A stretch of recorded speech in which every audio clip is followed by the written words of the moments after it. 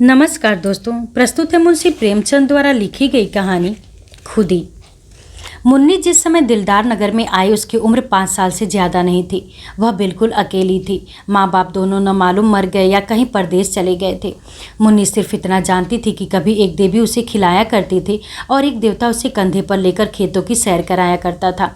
पर वह इन बातों का जिक्र कुछ इस तरह करती थी कि जैसे उसे सपना देखा हो। सपना था या सच्ची घटना, इसका उसे ज्ञान न था।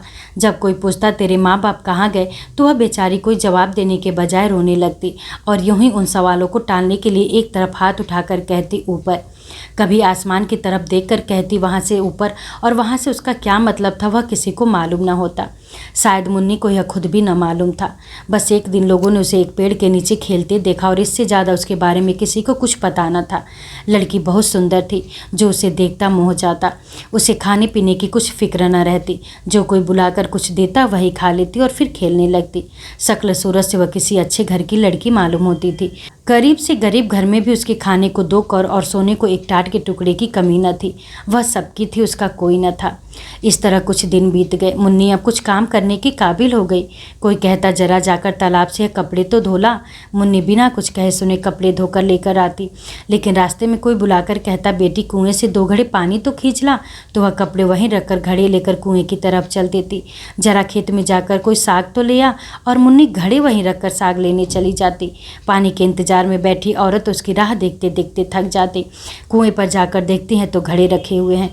वह मुन्नी को गालियां देती हुई कहती आज से इस कल मुही को कुछ खाने को न दूंगी। कपड़े के इंतजार में बैठी हुई औरत उसकी राह देखते देखते थक जाती और गुस्से में तालाब की तरफ जाती तो कपड़े वहीं पड़े हुए मिलते। तब वह उसे भी गालियां देकर कहती आज से इसको खाने को कुछ न दूंगी।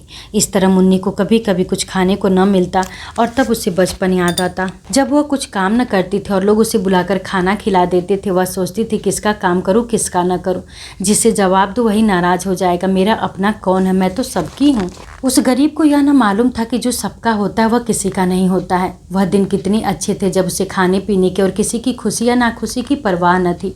दुर्भाग्य में भी बचपन का वह समय चैन का था। कुछ दिन और बीते। मुन्नी जवान हो गई। अब तक वह औरतों की थी, अब मर्दों की भी हो गई। वह सारे गांव की प्रेमिका थी, लेकिन उसका कोई प्रेमी नहीं था। सब उससे कहते थे मैं तुम पर मरता हूँ, तुम्हारे वियोग में तारे गिनता हूँ, तुम मेरे दिलो जान की मुराद हो। पर उसका सच्चा प्रेमी कौन है इसकी उसे खबर न होती थी। कोई उससे यह न कहता था कि तू मेरे दुख दर्द की शरीक हो जा। सब उससे अपने दिल का घर आबाद करना चाहते थे। सब उसकी निगाह पर एक मध्यम से मुस्कुराहट पर कुर्बान होना चाहते थे। पर कोई उसकी बाँह पकड़ने वाला, उसकी लाज रखने वाला न था।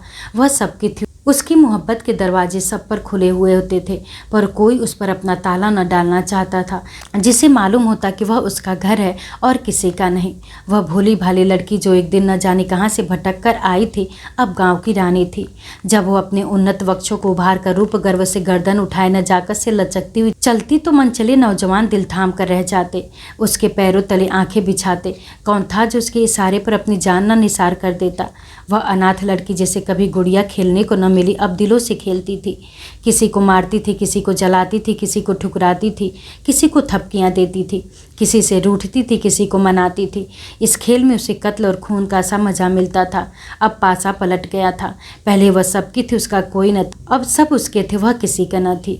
उसे जिस चीज़ की तलाश थी वह कहीं न मिलती थी। किसी में वह हिम्मत न थी जो उससे कहता आज से तू मेरी है। उस पर दिल न्यौछावर करने वाले बहुतेरे थे, सच्चा साथी एक भी न था। असल में उन सिरफिरों को वह बहुत नीची निगाहों से देखती थी।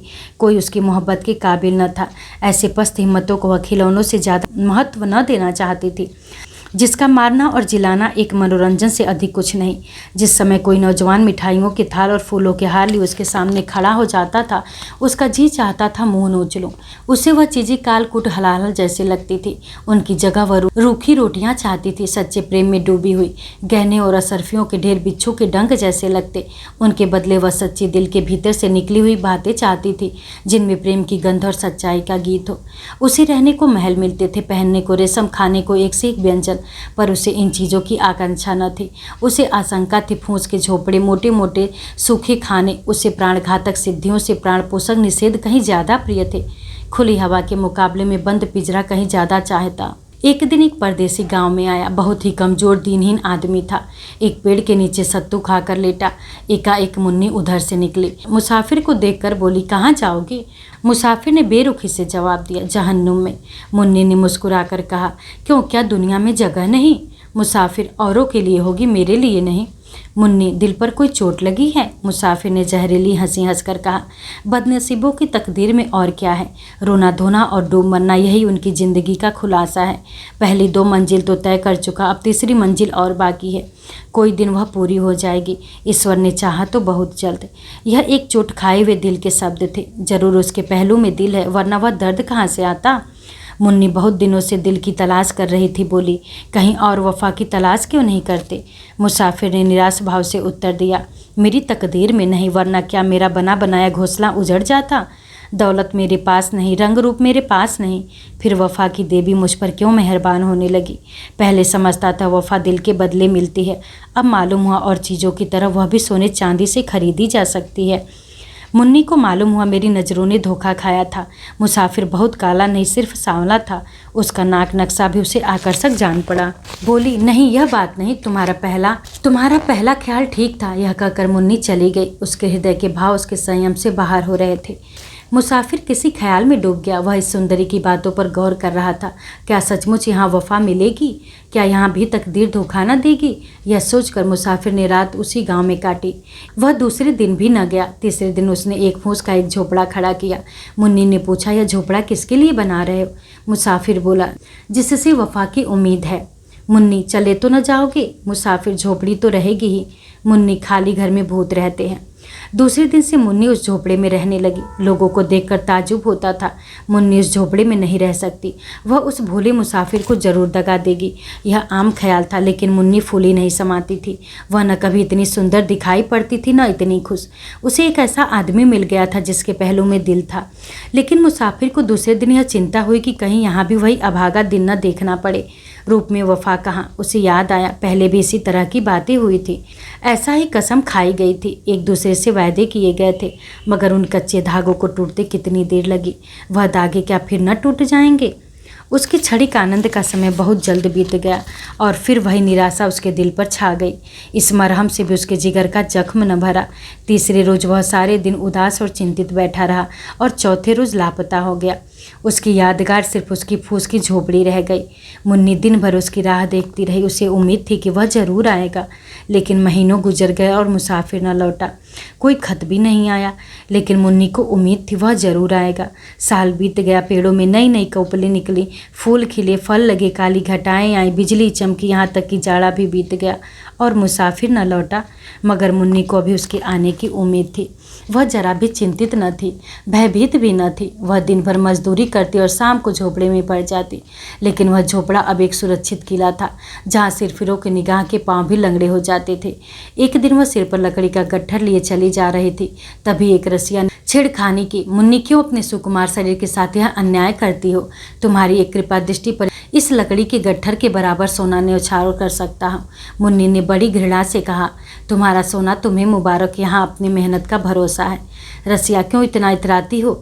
अब वह लौटकर नहीं आएगा। मुन्नी ने अपने झोपड़े की ओर इशारा करके कहा, वह गया कहाँ जो लौटकर आएगा? मेरा होकर फिर कहाँ जा सकता है? वह तो मेरे दिल में बैठा हुआ है। इसी तरह एक दिन एक और प्रेमी जन ने कहा, तुम्हारे लिए मेरा महल हाजिर है, इस टूटे फूटे झोपड़े में क्यों पड़ी हो? मुन्नी ने अभिमान से कहा, इस झोपड़े में 1 लाख महल न्यौछावर है। यहाँ मैंने वह चीज़ पाई है जो और कहीं न मिली थी और न मिल सकती थे। यह झोपड़ा नहीं है, मेरे प्यारे का दिल है। इस झोपड़ी में मुन्नी ने 70 साल काटे। मरने के दिन तक उसे मुसाफिर के लौटने की उम्मीद थी। उसकी आखिरी निगाहें दरवाजे की तरफ लगी हुई थी। उसके खरीदारों में कुछ तो मर गए, कुछ जिंदा हैं, मगर जिस दिन से वह एक की हो गई, उसी दिन से उसके चेहरे पर दीप्ति दिखाई पड़ी, जिसकी तरफ ताकते ही वासना की आंखें अंधी हो जाती। खुद ही जब जाग जाती है तो दिन की कमजोरियां उसके पास आते डरती हैं।